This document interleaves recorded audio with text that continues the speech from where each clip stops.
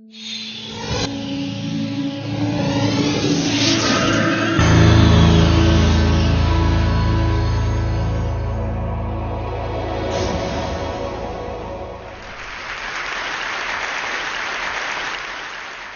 I want to start by offering you a free, no-tech life hack. And all it requires of you is this, that you change your posture for 2 minutes. But before I give it away, I want to ask you to right now do a little audit of your body and what you're doing with your body. So how many of you are sort of making yourselves smaller? Maybe you're hunching, crossing your legs, maybe wrapping your ankles. Sometimes we hold on to our arms like this. Sometimes we spread out. I see you. So I want you to pay attention to what you're doing right now. We're going to come back to that in a few minutes, and I'm hoping that if you sort of learn to tweak this a little bit, it could significantly change the way your life unfolds. So we're really fascinated with body language, and we're particularly interested in other people's body language. You know, we're interested in, like, you know, an awkward interaction, or a smile, or a contemptuous glance, or maybe a very awkward wink, or maybe even something like a handshake. Here they are arriving at number 10, and look at this lucky policeman gets to shake hands with the President of the United States. Oh, and here comes the Prime Minister of it. No.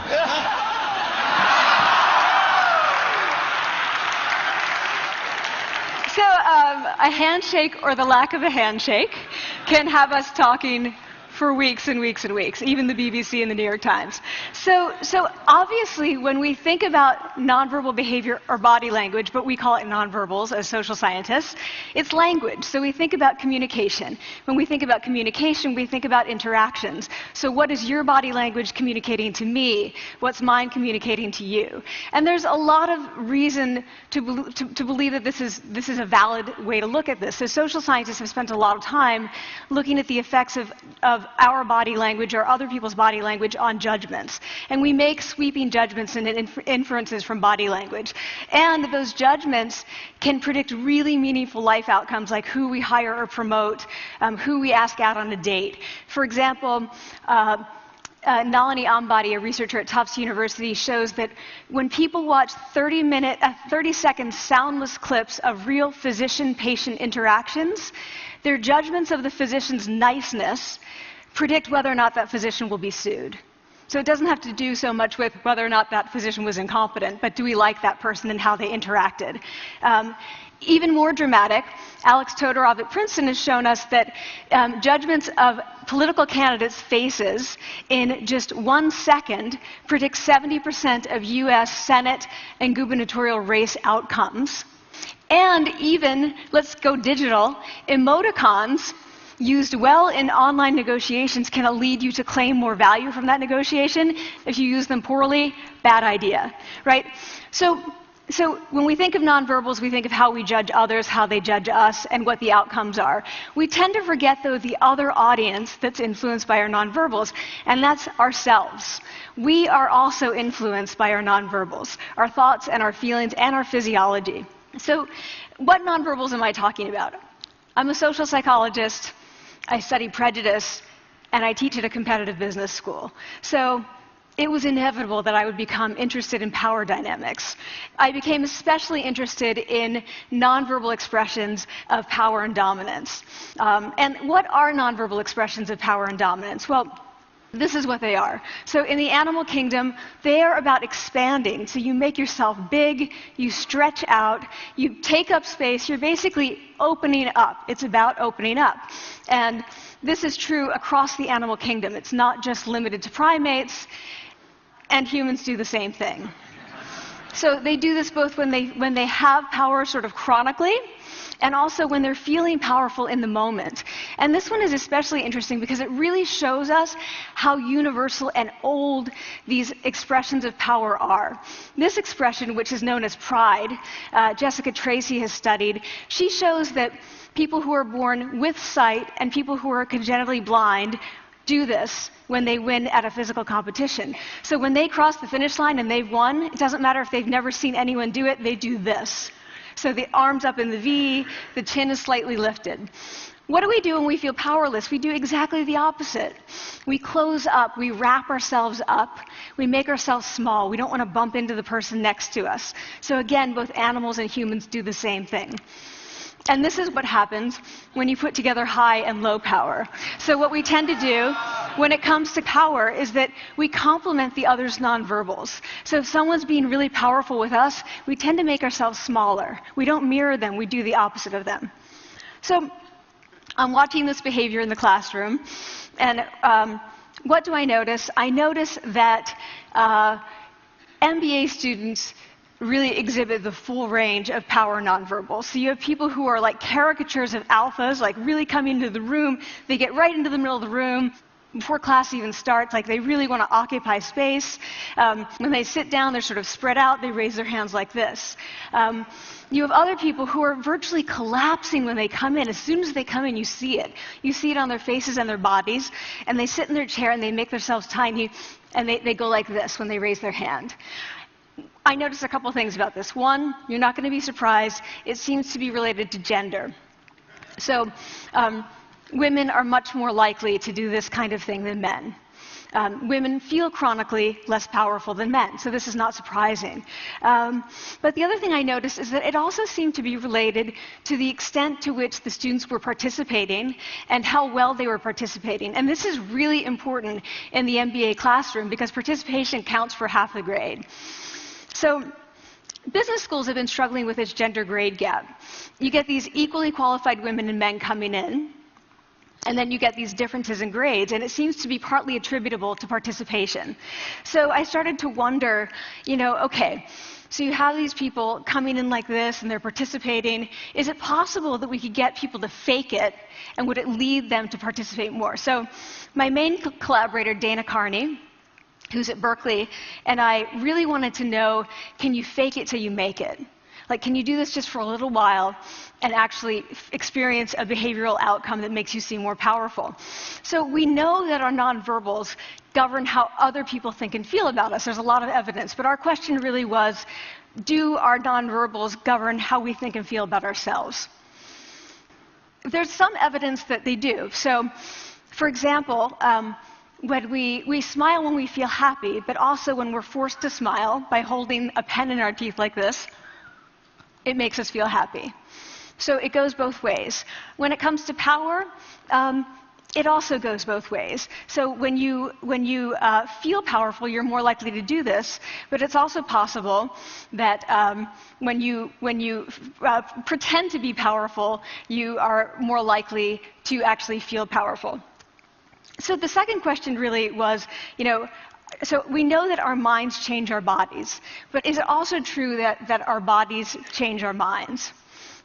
And when I say minds, in the case of the powerful, what am I talking about?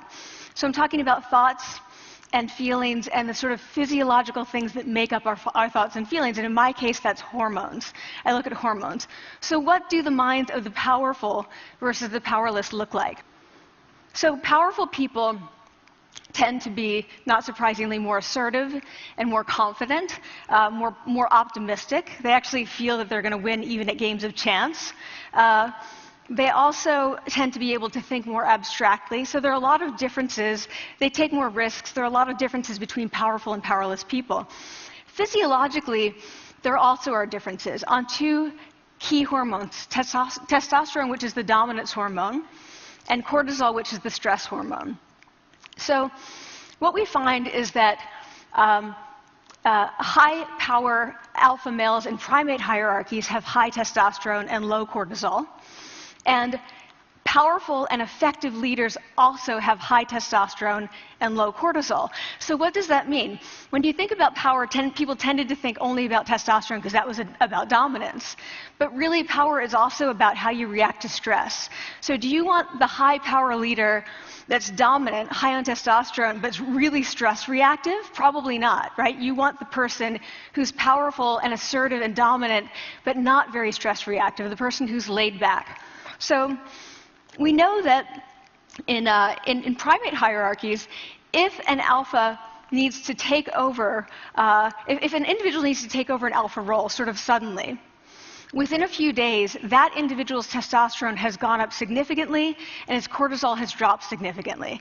So we have this evidence, both that the body can shape the mind, at least at the facial level, and also that role changes can shape the mind. So what happens, okay, you take a role change, what happens if you do that at a really minimal level, like this tiny manipulation, this tiny intervention? For 2 minutes you say, I want you to stand like this, and it's going to make you feel more powerful. So this is what we did. We decided to bring people into the lab and run a little experiment. And these people adopted for 2 minutes either high power poses or low power poses. And I'm just going to show you 5 of the poses, although they took on only 2. So here's one, a couple more. This one has been dubbed the Wonder Woman by the media. Here are a couple more. So you can be standing or you can be sitting. And here are the low power poses. So you're folding up, you're making yourself small. This one is very low power. When you're touching your neck, you're really kind of protecting yourself. So this is what happens. They come in, they spit into a vial. We, for 2 minutes, say, you need to do this or this. They don't look at pictures of the poses. We don't want to prime them with the concept of power. We want them to be feeling power, right? So 2 minutes they do this. We then ask them, how powerful do you feel on a series of items? And then we give them an opportunity to gamble. And then we take another saliva sample. That's it. That's the whole experiment. So this is what we find. Risk tolerance, which is the gambling. What we find is that when you're in the high power pose condition, 86% of you will gamble. When you're in the low power pose condition, only 60%. And that's a pretty whopping significant difference. Here's what we find on testosterone. From their baseline when they come in, high power people experience about a 20% increase. And low power people experience about a 10% decrease. So again, 2 minutes and you get these changes. Here's what you get on cortisol. High power people experience about a 25% decrease, and the low power people experience about a 15% increase. So 2 minutes lead to these hormonal changes that configure your brain to basically be either assertive, confident, and comfortable, or really stress reactive, and feeling sort of shut down. And we've all had that feeling, right? So it seems that our nonverbals do govern how we think and feel about ourselves. So it's not just others, but it's also ourselves. Also, our bodies change our minds. But the next question, of course, is, can power posing for a few minutes really change your life in meaningful ways? So this is in the lab, it's this little task, it's just a couple of minutes. Where can you actually apply this, which we cared about, of course. And so we think it's really what matters, where you want to use this is evaluative situations, like social threat situations. Where are you being evaluated? Either by your friends, like for teenagers, it's at the lunchroom table. It could be, for some people, it's speaking at a school board meeting. It might be giving a pitch, or giving a talk like this, or doing a job interview. We decided that the one that most people could relate to, because most people had been through, was the job interview. So we published these findings, and the media are all over it, and they say, okay, so this is what you do when you go in for the job interview, right? So we were, of course, horrified and said, oh my God, no, that's not what we meant at all, for numerous reasons. No, don't do that. Again, this is not about you talking to other people, it's you talking to yourself. What do you do before you go into a job interview? You do this. Right? You're sitting down, you're looking at your iPhone or your Android, not trying to leave anyone out. You're looking at your notes, you're hunching up, making yourself small, when really what you should be doing maybe is this, like in the bathroom, right? Do that, find 2 minutes. So that's what we want to test, okay? So we bring people into a lab, and they do either high or low power poses again. They go through a very stressful job interview. It's 5 minutes long. They are being recorded, they're being judged also, and the judges are trained to give no nonverbal feedback. So they look like this. Like, imagine this is the person interviewing you. So for 5 minutes, nothing. And this is worse than being heckled. People hate this. It's what Marianne LaFrance calls standing in social quicksand. So this really spikes your cortisol. So this is the job interview we put them through, because we really wanted to see what happened. We then have these coders look at these tapes, 4 of them. They're blind to the hypothesis, they're blind to the conditions. They have no idea who's been posing in what pose.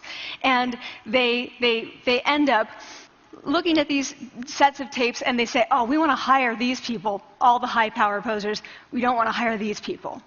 We also evaluate these people much more positively overall. But what's driving it? It's not about the content of the speech. It's about the presence that they're bringing to the speech. We also, because we rate them on all these variables related to sort of competence, like how well structured is the speech? How good is it? What are their qualifications? No effect on those things. This is what's affected. These kinds of things. People are bringing their true selves, basically. They're bringing themselves. They bring their ideas, but as themselves, with no, residue over them. So this is what's driving the effect or mediating the effect. So when I tell people about this, that our bodies change our minds and our minds can change our behavior and our behavior can change our outcomes, they say to me, it feels fake, right? So I said fake it till you make it. It's not me. I don't want to get there and then still feel like a fraud. I don't want to feel like an imposter. I don't want to get there only to feel like I'm not supposed to be here. And that really resonated with me because I want to tell you a little story about being an imposter and feeling like I'm not supposed to be here. When I was 19, I was in a really bad car accident. I was thrown out of a car, rolled several times. I was thrown from the car, and I woke up in a head injury rehab ward. And I had been withdrawn from college, and I learned that my IQ had dropped by 2 standard deviations, which was very traumatic. I knew my IQ because I had identified with being smart, and I had been called gifted as a child. So I'm taken out of college. I keep trying to go back. They say, you're not going to finish college. There are other things for you to do, but that's not going to work out for you. So I really struggled with this. And I have to say, having your identity taken from you, your core identity, and for me it was being smart, having that taken from you, there's nothing that leaves you feeling more powerless than that. So I felt entirely powerless. I worked and worked and worked, and I got lucky and worked and got lucky and worked. Eventually I graduated from college. It took me 4 years longer than my peers. And I convinced someone, my angel advisor, Susan Fisk, to take me on. And so I ended up at Princeton, and I was like, I am not supposed to be here. I am an imposter. And the night before my first year talk, and the first year talk at Princeton is a 20-minute talk to 20 people. That's it. I was so afraid of being found out the next day that I called her and said, I'm quitting. She was like, you are not quitting, because I took a gamble on you and you're staying. You're going to stay, and this is what you're going to do. You are going to fake it. You're going to do every talk that you ever get asked to do. You're just going to do it and do it and do it, even if you're terrified and just paralyzed and having an out-of-body experience until you have this moment where you say, oh my gosh, I'm doing it. I have become this. I am actually doing this. So that's what I did. 5 years in grad school. A few years, I'm at Northwestern. I moved to Harvard. I'm at Harvard. I'm not really thinking about it anymore, but for a long time I had been thinking, not supposed to be here, not supposed to be here. So at the end of my first year at Harvard, a student who had not talked in class the entire semester, who I had said, look, you've got to participate or else you're going to fail, came into my office. I really didn't know her at all. And she came in totally defeated, and she said, I'm not supposed to be here.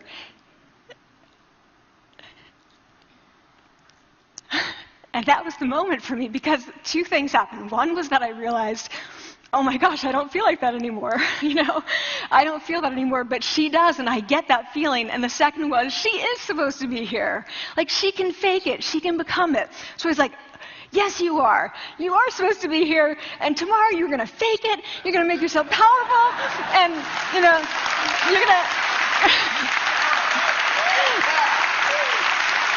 and you're going to go into the classroom, and you are going to give the best comment ever. And she gave the best comment ever. And people turned around, they were like, oh my God, I didn't even notice her sitting there, She comes back to me months later, and I realized that she had not just faked it till she made it, she had actually faked it till she became it. So she had changed. And so I want to say to you, don't fake it till you make it. Fake it till you become it. It's not do it enough until you actually become it and internalize. The last thing I want to leave you with is this. Tiny tweaks can lead to big changes. So this is 2 minutes. 2 minutes, 2 minutes, 2 minutes. Before you go into the next stressful evaluative situation, for 2 minutes, try doing this in the elevator, in a bathroom stall, at your desk behind closed doors. That's what you want to do. Configure your brain to cope the best in that situation. Get your testosterone up. Get your cortisol down. Don't leave that situation feeling like, oh, I didn't show them who I am. Leave that situation feeling like, oh, I really feel like I got to say who I am and show who I am. So I want to ask you first, both to try power posing, and also I want to ask you to share this science, because this is simple. I don't have ego involved in this. Give it away. Share it with people, because the people who can use it the most are the ones with no resources and no technology and no status and no power. Give it to them, because they can do it in private. They need their bodies, privacy, and 2 minutes, and it can significantly change the outcomes of their life. Thank you.